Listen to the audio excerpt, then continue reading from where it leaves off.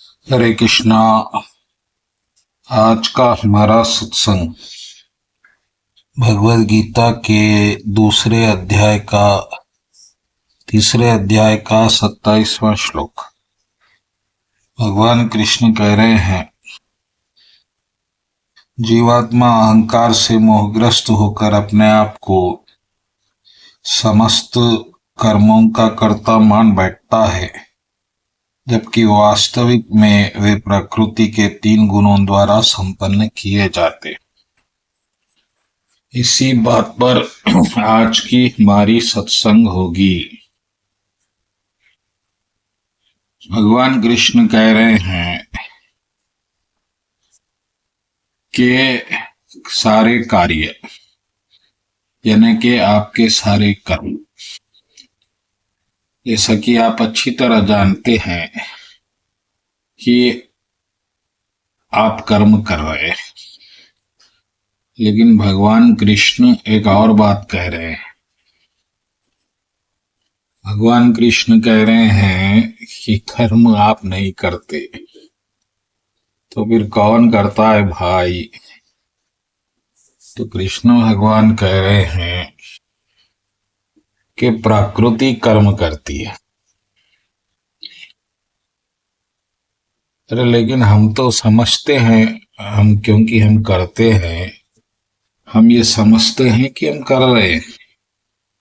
तो भगवान कह रहे हैं कि आप झूठ समझते, आप मिथ्या समझते, आप गलत समझते, क्योंकि वास्तविक में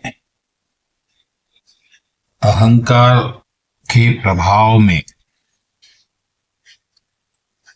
यानी कि अहंकार का ऐसा प्रभाव आपके मन के द्वारा आपके आत्मा पर हो रहा है, जिसके कारण आप ये समझ रहे हैं कि कर्म मैं कर रहा हूं।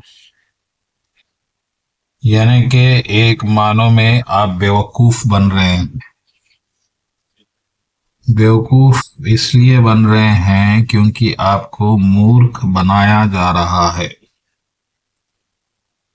तो मूर्ख आपको कौन बना रहा है, क्यों बना रहा है?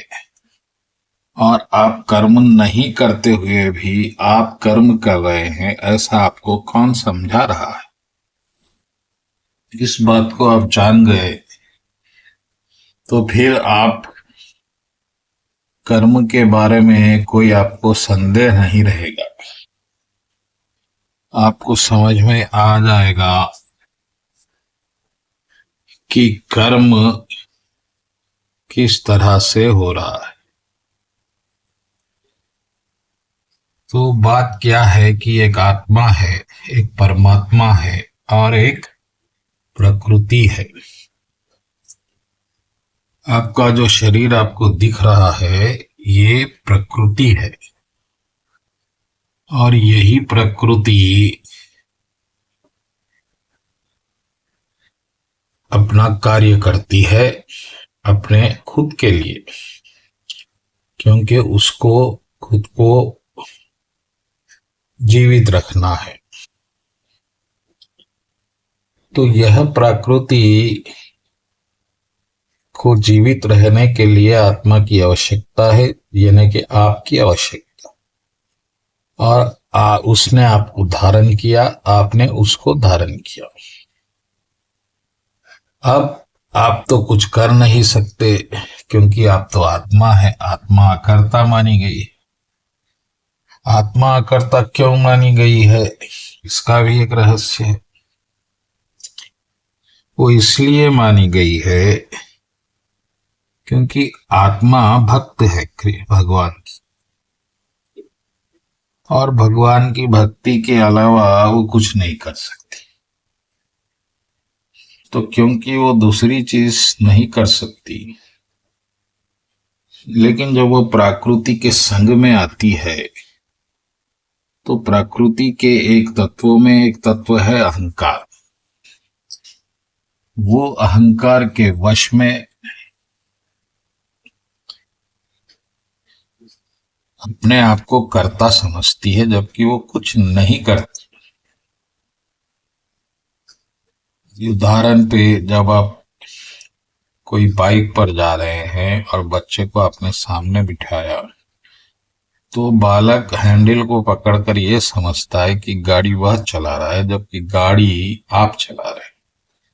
इसी तरह प्रकृति सारे कार्य करती है।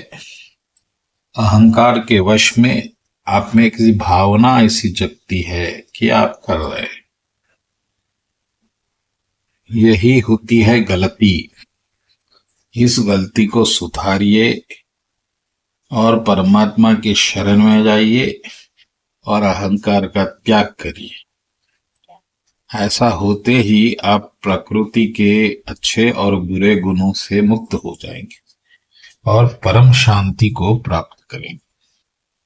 वरना अहंकार में कर्तावश आप या तो अच्छे कर्म करेंगे या बुरे, और दोनों के आपके मन पे प्रभाव होंगे, जिसके कारण आप भोगी बनेंगे। सुख भोगेंगे या दुख भोगेंगे। सुख तो भोग ही लेंगे, लेकिन दुख बड़ा कठिन हो जाएगा, और इसलिए सारी दुनिया कठिन दुख भोग रही है।